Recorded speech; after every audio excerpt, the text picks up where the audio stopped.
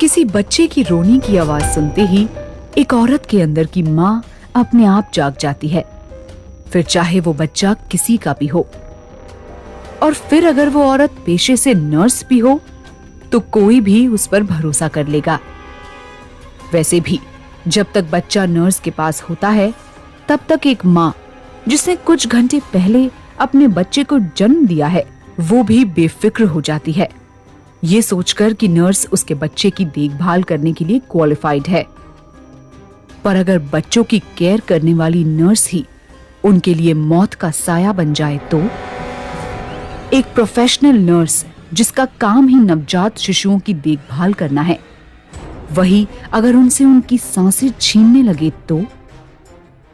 शायद आम तौर पर इस बात पर कोई यकीन ना करे, पर जिसने लूसी लेडबी का नाम सुना है वो जानता है कि ये सब बातें कोई मिथ नहीं, हकीकत है। लूसी के खूनी खेल की कहानी शुरू हुई इंग्लैंड के काउंटेस ऑफ चेस्टर हॉस्पिटल में, जिसे लोग कभी शहर का बेस्ट नियोनेटल हॉस्पिटल के तौर पर जानते थे। और साल में 1 या 2 बार ही ऐसा होता था जब किसी हेल्थ कॉम्प्लिकेशन की वजह से यहाँ न्यूबॉर्न बेबी की जान चली जाए।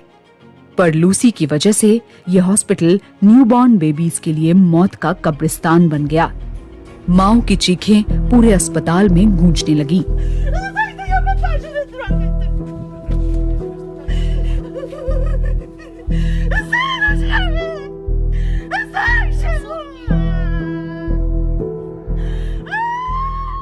लगातार 7 न्यूबॉर्न बेबीज की मौत की वजह से चेस्टर हॉस्पिटल पूरे इंग्लैंड में सुर्खियों में था। और हैरानी की बात ये थी कि मौतें नेचुरल नहीं थी। वो 7 नवजात जिन्होंने दम तोड़ा वो सब हेल्दी पैदा हुए थे। वहीं डॉक्टर्स को भी समझ नहीं आ रहा था कि सब कुछ ठीक होने के बाद अचानक बच्चों की जान गई कैसे। पर यह सिलसिला यहीं नहीं रुका। इसके बाद भी अस्पताल में पैदा होने वाले न्यूबॉर्न बेबीज पर हमले होते रहे। जैसे काला साया अस्पताल के नियोनेटल रूम में उन बच्चों का इंतजार कर रहा हो। पैदा होने के बाद जैसे ही उन बेबीज को वहां ऑब्जर्वेशन के लिए लाया जाता, उनकी हालत बिगड़नी शुरू हो जाती। किसी को समझ नहीं आ रहा था कि आखिर अस्पताल में ही क्या हो रहा है, लेकिन हर कोई इस बात से अनजान था कि इस खूनी खेल को अंजाम देने वाली वो खूनी किलर उनके बीच ही मौजूद थी।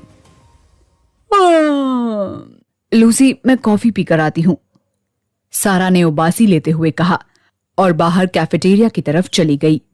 पर जब तक सारा वापस लौटी थी, एक बच्चे ने दम तोड़ दिया था और दूसरे की हालत क्रिटिकल थी। ये कैसे हुआ? अभी कुछ देर पहले तक तो दोनों बच्चों की कंडीशन बिल्कुल ठीक थी। मैंने खुद उन्हें एग्जामिन किया था, सारा ने कहा। तभी लूसी घबराते हुए बोली, अचानक से बच्चों ने रिस्पॉन्ड करना बंद कर दिया। जल्दी से दूसरे बच्चे को आईसीयू में लेकर जाया गया। सारा का रो रो कर बुरा हाल था। उसे लग रहा था कि शायद उसकी लापरवाही की वजह से ये सब कुछ हुआ है। पर दूसरी तरफ लूसी आईसीयू की जलती रेड लाइट को घूरे जा रही थी।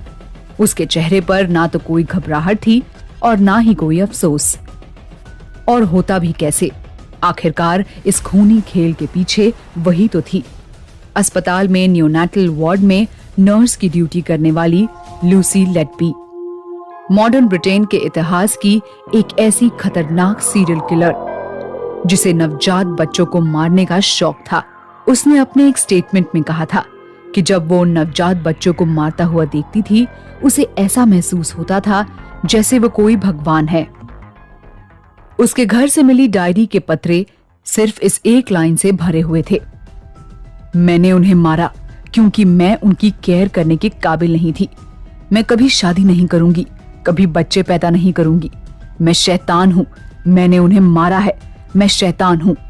एक 24 साल की नर्स जो क्रिटिकल से क्रिटिकल सिचुएशन में भी बच्चों का इलाज करने के लिए ट्रेन थी, पर उसे बच्चों को लेकर ऐसा पागलपन था कि वो उन्हें तड़प तड़प कर मारते देखना चाहती थी।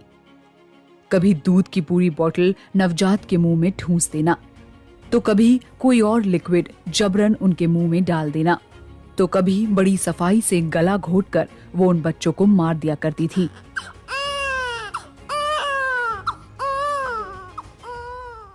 पर क्यों? आखिर लूसी ने न्यूबॉर्न बेबीज को क्यों मारा? और सबके सामने होते हुए भी कोई भी उसके इस खूनी खेल को पकड़ क्यों नहीं पाया? जानने के लिए सुनते रहिए